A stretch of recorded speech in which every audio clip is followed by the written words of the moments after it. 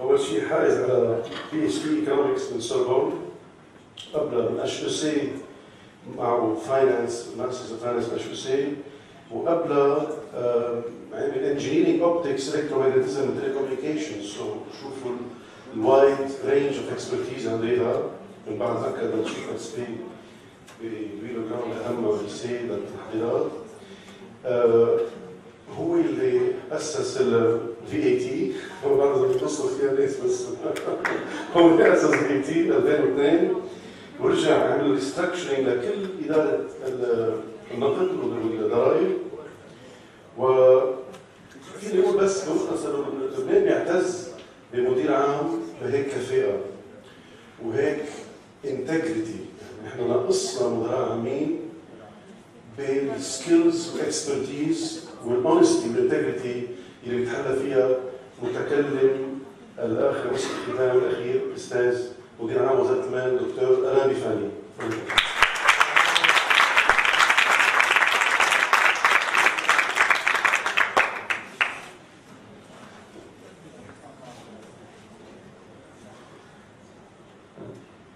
Distinguished guests, President Hamid, let me thank you first for inviting me to this very interesting event, both AUT and LSE and the University of London. And let me tell you that I feel very glad and honored to be with you today for the launch ceremony of AUT's new program, the BSc Banking and Finance and BSc Business and Management with the University of London under the academic direction of the London School of Economics. This initiative clearly answers several issues at the same time, namely the fact that Lebanon's academic institutions remain vibrant and very aware of the important role they can play in providing our country and the region with the skills that can increase the added value of our economy, boost the competitiveness of our structures, improve the purchasing power of our households, and give us an edge in specific, well-focused areas from which we can service the region. On the other hand, it is a clear signal that our country remains attractive for very distinguished institutions in the world which believe in the future of Lebanon as a country that promotes knowledge and values, even when the region goes, or the region around us, goes into very difficult times and human beings go to unbearable extremes. Before talking about the exogenous shocks that Lebanon has to deal with, let us quickly go through our own situation.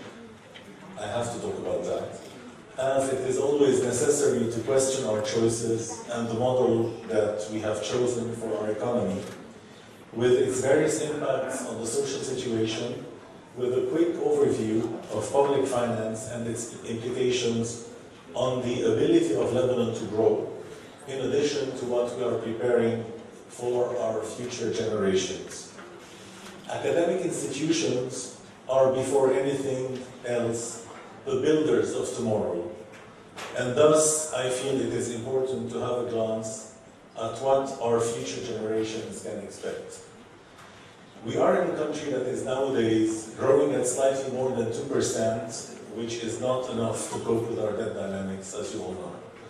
But if we look at our neighbors, the war in Syria, the war in Iraq, the financial crisis in Cyprus, the slow growth in Egypt, the uncertainties in Jordan, the meltdown in Libya, the depreciation in Turkey, that's a lot. We are not doing so bad after all. Lebanon is showing some potential, but if we want to improve our situation, it would be wise to focus on our weaknesses. When Lebanon was growing by 7 and 8% during the world financial crisis in 2008, we were hardly able to increase the number of jobs by 0.5%, as our economy is very dependent on 3 activities: real estate construction, tourism, and banking. And all 3 do not provide yet sustainable and sizable employment for the skilled labor force, although banking is doing great nowadays. This is why Lebanon has finally started again to broaden the base of its economy with the measures we are taking or pushing for to support the productive sectors and to boost the players into the new economy. It is a fact that we have adopted for too long, after 1990, a model whereby our country relies massively on capital flows that cater for our financing needs, but we have spent too much on consumption, too few on relevant infrastructure, and lost too much in red tape and corruption. We stand today with a deficit of more than 10% of GDP and a debt of about 139% of GDP, despite the improvement we witnessed recently. Our current account deficit is also very high, and our balance of payment is close to nil.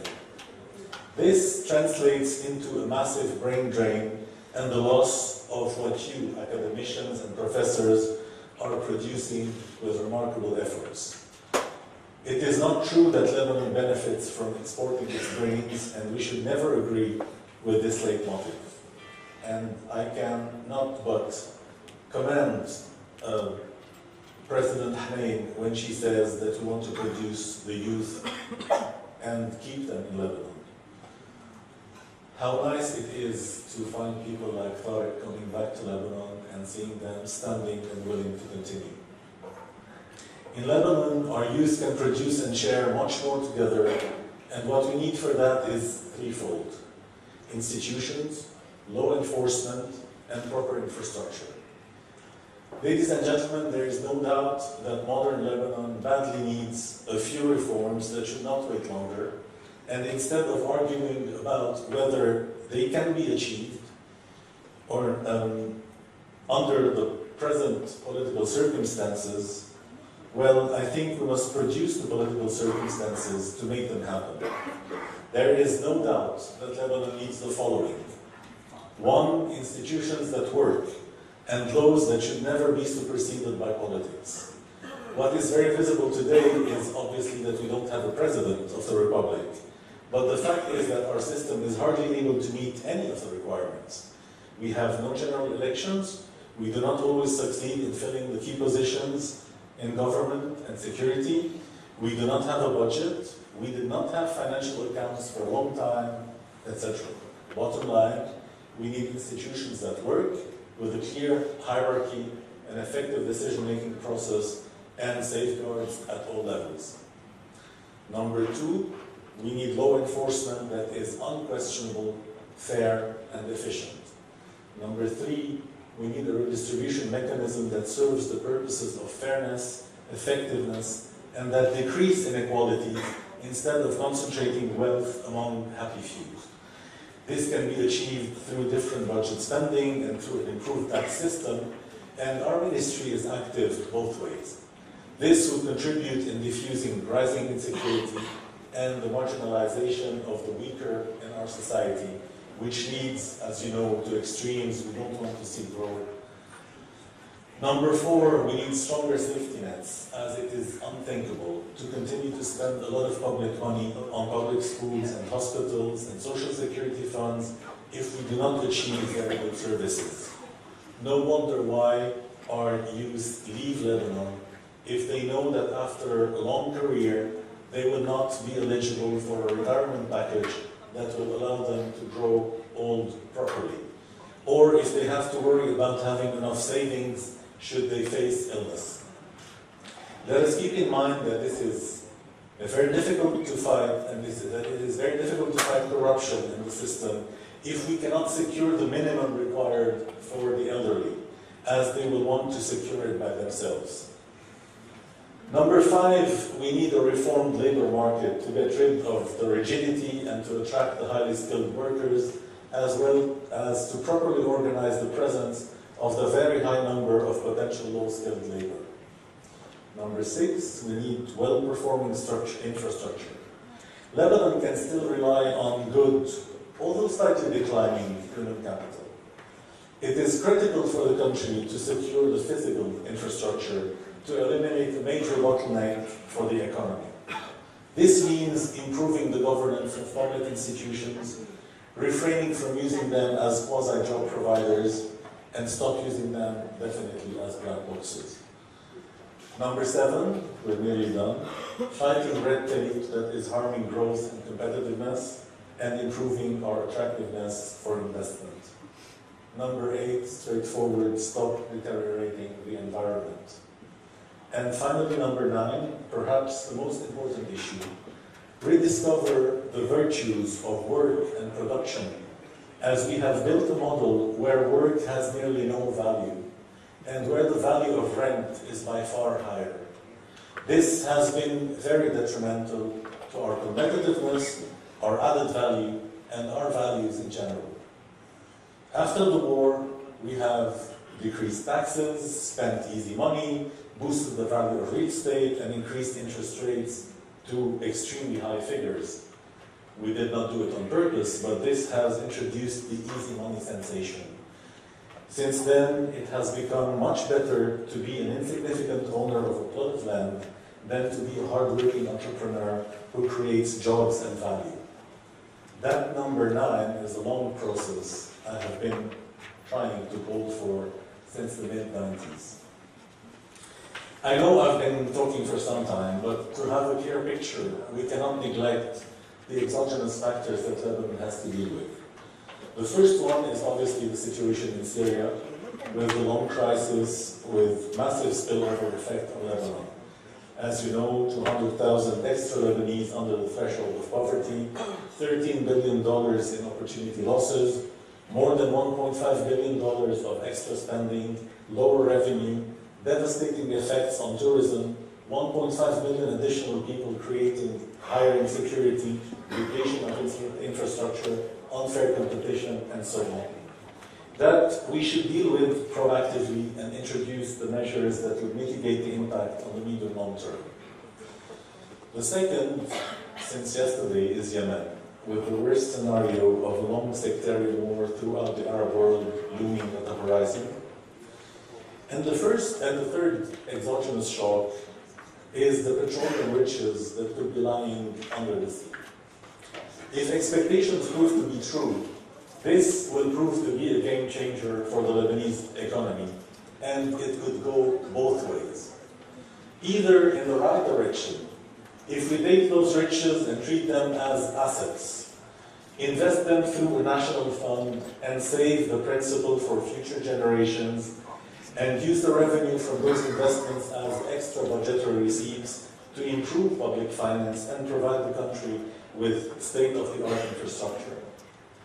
Or in the wrong way, by using those assets as immediate revenue, which means they would be spent under very low governance to wipe off part of what bad management has created, and that they will be lost for our children and grandchildren, and they will have a vicious effect of boosting inflation and tremendously increasing inequalities with the Dutch disease as a result. That would be the Lebanese petroleum curse. In any case, to be able to move in these directions, our country can only rely on you. It's young and enthusiastic resources with great potential. This is why such initiatives, like the one we celebrate today, are critical for your future well-being. Such a program in banking and finance responds better to the needs of the financial community and the job market, as we need to develop our intermediation skills to secure the resources to our promising new sectors, which in turn will create the jobs that will keep you and the positive energy around. The fact that you will benefit from LSE academic direction provides this program with a seal of excellence and quality appreciated by all financial institutions in Lebanon, and certainly by my ministry and by the central bank, very well represented tonight, where I serve as board member. Finally, I would also like to tell you that I will be delighted to contribute in bringing any support to the students as a new and happy member of the advisory board, including in securing students access to networks and connections that guarantee better career prospects. Thank you very much.